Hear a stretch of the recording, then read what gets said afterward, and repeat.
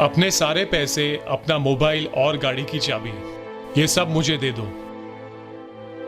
ये आवाज सुनते हुए ही जॉन को कुछ चुभते हुए महसूस होता है अपनी पीठ पर। यह हादसा होने से कुछ देर पहले जॉन अपनी गाड़ी चला रहा था। जॉन एक सॉफ्टवेयर इंजीनियर है और उसने 1 साल पहले ही शादी की है और उस वक्त उसने एक घर भी खरीदा था लोन लेकर। सब कुछ बहुत अच्छा चल रहा था जॉन के लिए, लेकिन 3 महीने पहले ही उसकी जॉब चली गई। यूएस में रिसेशन की वजह से उसकी कंपनी ने 100 लोगों को निकाल दिया है।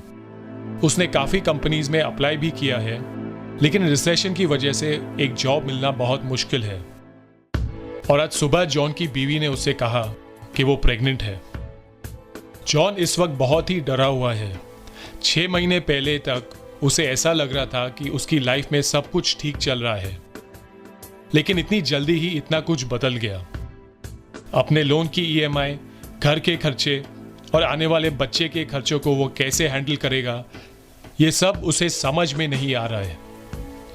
आज सारा दिन उसने इसी टेंशन में निकाल दिया, कुछ काम नहीं कर सका।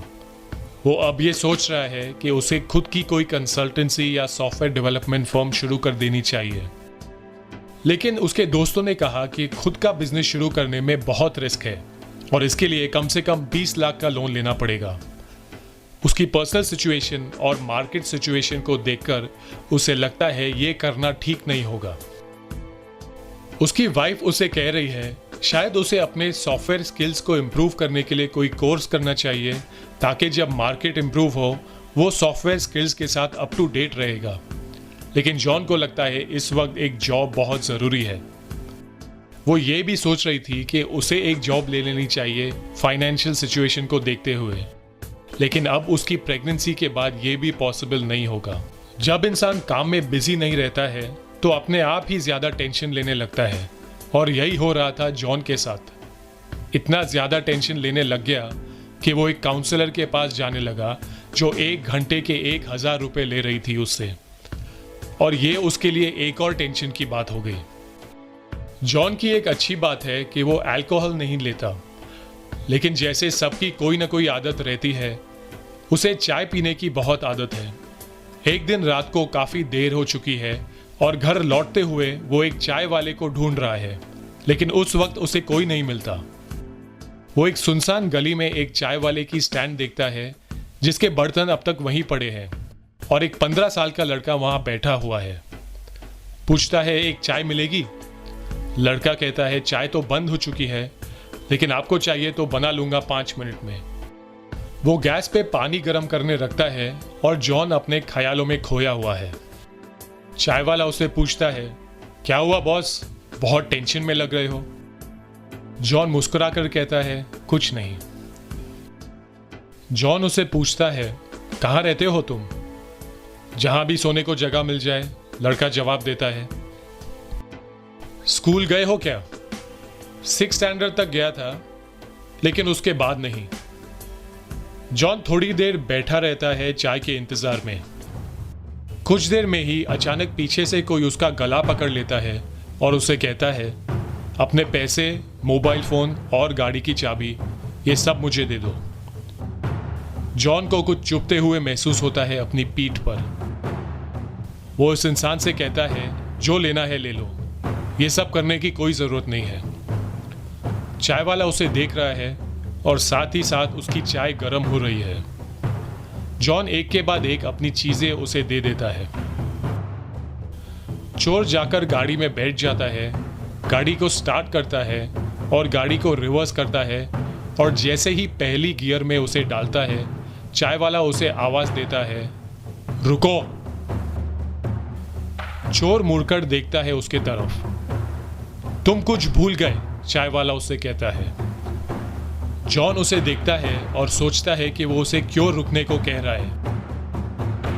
अचानक चाय वाला अपनी चाय के बर्तन उठाता है और दौड़कर उस चोर के मुंह पर मार देता है।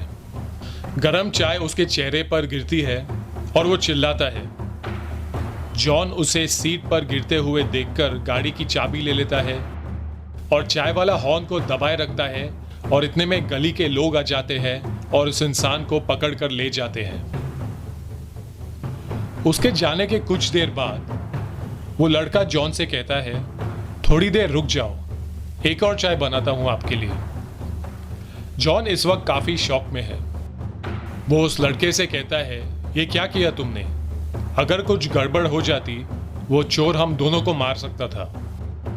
तुम्हें डर नहीं लगता क्या? और चाय वाला जवाब देता है, डर? इसके बारे में तो मैंने सोचा ही नहीं।